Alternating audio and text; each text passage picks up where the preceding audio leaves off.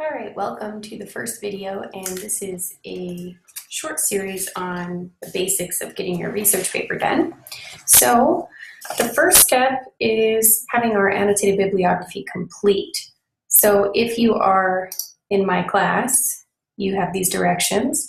If you are in my class but you're watching this because you have an annotated bibliography for another class, you want to make sure you are looking at those directions. And if you're just watching this because you looked it up on YouTube and you want to know how to do an annotated bibliography, you're welcome to use any of these ideas, but please check with your instructor and make sure you're following their requirements as well. So our directions say to start from the beginning with a Google Drive or Dropbox or Cloud. The reason I suggest that is because with an annotated bibliography, you're going to make a lot of changes and you're going to be adding things, changing things pretty regularly until you're done, and so it's advisable that you use some kind of cloud-based place to save it. The directions here say to find at least 5 research articles that you plan to use in your final paper. It also says cite each in APA format. In education, we always use APA. Again, if you're in a different class, you want to make sure that you're checking with your instructor in the future about what they expect. Typically in education, we're always going to use APA. Following the citation, write a brief paragraph that summarizes the research and describes how it is relevant to your topic. An annotated bibliography is basically a list of your primary sources that you plan on using. And they tend to be original research, although they can include meta-studies or other articles that may be relevant. Typically, we want to focus on just those primary research articles. It also says here, your research paper will use these 5 sources and any additional readings from class websites or books you choose. So that means that I need to have at least these 5, but I may add a few more. I might decide that a chapter in my book is relevant to my paper. I may decide that a website I found is relevant to my paper. So I have options for adding more sources. Here it gives us examples. We have a citation, and then we have some sentence frames. I want to point these out because these are free to use and a good start in any kind of writing. If you're trying to write about research and you just can't figure out how to start your sentence and what to begin with, steal some of these phrases. In this article, author's name could be, let's say, Smith. In this article, Smith describes a quantitative study in which. Easy way to start. Here's another one. Smith's qualitative study on blank. There's just a few that get you started. Another one here that is a great one to use. This study seems to reflect the theory. So think back to some of the theories covered in your courses. What does it remind you of? This study is building off of something, right? That person who did that research took classes with introductions to these theories just like you and is building off of those. So see if you can figure out where that person's coming from in their theoretical framework. Right here, it asks you a couple of different ways to talk about the findings and how the data was analyzed. Take some of these phrases if you need them. If you don't need them, that's fine, but they are there to get you started. Over here, I've started just an example of an annotated bibliography. So I picked a random topic that may be similar to something you're studying. I pretended that I'm doing my paper on supporting reading and writing with primary grade English learners. So let's pretend I'm doing field work in a first grade class and the teacher says that some of her English learners are struggling with their beginning reading and writing skills. And so I want to do my paper on that because that's interesting to me. And so I went and found some sources, and usually your library website will have a way to copy and paste your citations so you don't have to go and retype them all up like back when I was in college. Really nice. So you want to make sure that they're correct, and they look pretty good. I do see this one down here somehow came out in all caps, so I will have to go back and fix that. So those are the kind of things you're going to want to look for when you copy and paste from a citation in a library website or even another citation machine you might pull. You want to check for that kind of thing. Okay, so let's pretend that these are my 6 articles that I'm going to use. But I'm also going to use my chapter from my book. Okay, so I've got my textbook from class here, who we are and how we learn, and I am such a go-getter that I looked at the table of contents and I realized, my professor's not assigning chapter 9, but it looks interesting. Adaptation pedagogy for English learners in multicultural context. Wow, okay, that sounds perfect for my article, or my paper, I mean. And so I'm going to use that chapter. Okay, so now how do I put a citation for a chapter? I'm not going to cite the whole book.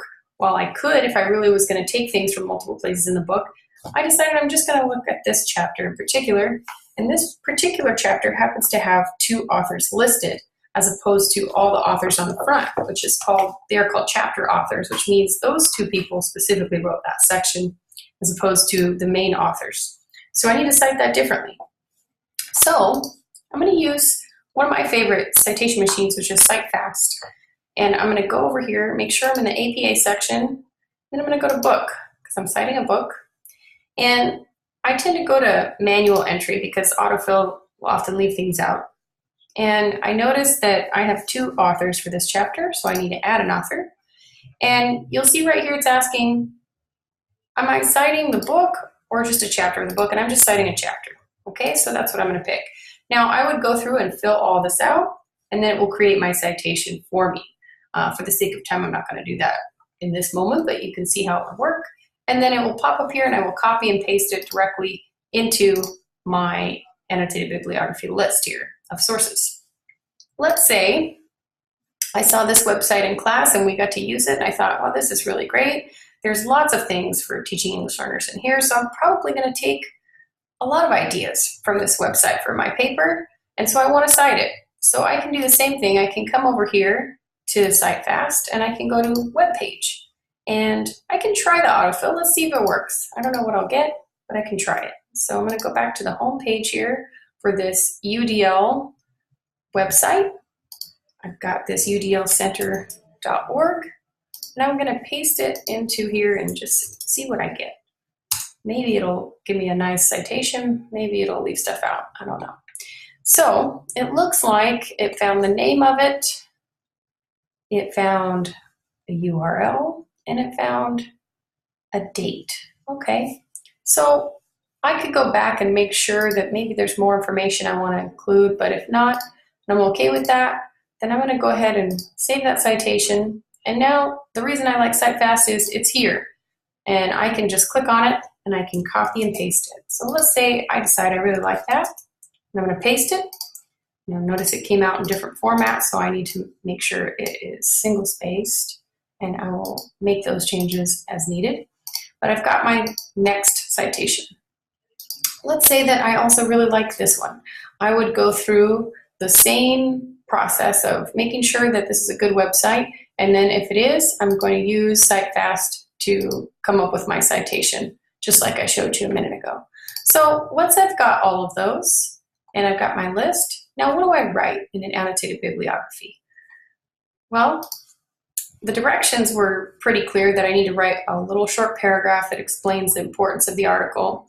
I got some sentence frames I can take, but I want to make sure that I'm not leaving anything out. So if you're in my class, you probably remember that we had this set of notes that were passed out. And you can also go to my website and find this there if you're not in my class anymore, but you still want to access this material. And so that's drmacias.weebly.com. And this is a really nice set of just questions to ask yourself after you've read an article to see if you understand it. Who or what was the subject of the study? What kind of research was conducted? Was it qualitative, quantitative, or mixed methods? How was the data gathered? How was the data analyzed? What were the findings? What was the significance of the findings? So if I can answer these 1, 2, 3, 4, 5, 6 questions here, and I can answer them after each one, then that will probably give me my paragraph, okay? So if I look at this, and I don't really like this A, so I'm going to change it to bullets. And your professor may want something other than a bulleted list, but for the sake of time, we're just going to leave it like this. I'm going to make sure that I can answer all those questions. So who or what was the subject of the study? All right, let me go back here, and I'm going to look over my article again by Clark, Jones, and Rutzel and make sure that I understand what the study was about, who was it about, and what kind of study was it? Was it a qualitative or quantitative? And I think it's fine to list that right in here. So it might sound something like this: Clark, Jones, and Russell study. I want to put the year. I always want to get in the habit of those proper citations, even in my annotated bibliography.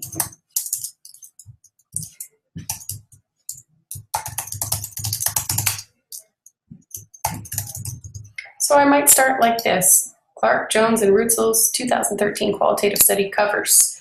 Now, I just pulled an example off of a search, so don't steal these and assume that they're appropriate. They may be, but they may not be. So I'm going to start with that, and I'm going to go back to my list and make sure, can I answer all of these? How was the data gathered? So I might have another sentence that talks about that. Researchers gathered data by what? How did they gather it? Did they interview? Did they administer an exam? What did they do? How was it analyzed? Data was analyzed by what? And it's pretty simple, straightforward kind of a paragraph. An annotated bibliography is not meant to really share any kind of colorful opinions. It's just a very straightforward summary of why these texts are going to be useful to you. I might go back here and see what were the findings. Okay, so the findings indicate, and what else do I need to know? The significance. Okay, this study is significant because, and there we go. I've got a few good sentences that I can finish up, and I can put something similar to this for each of these sources. And once I'm done, I pretty much have my annotated bibliography. So please use this as much as you need to, and contact me if you're still confused and need some help. There's also a nice video that talks about finding qualitative and quantitative resources that you can watch to help you out if you're not done finding your sources. Thanks for watching. Good luck.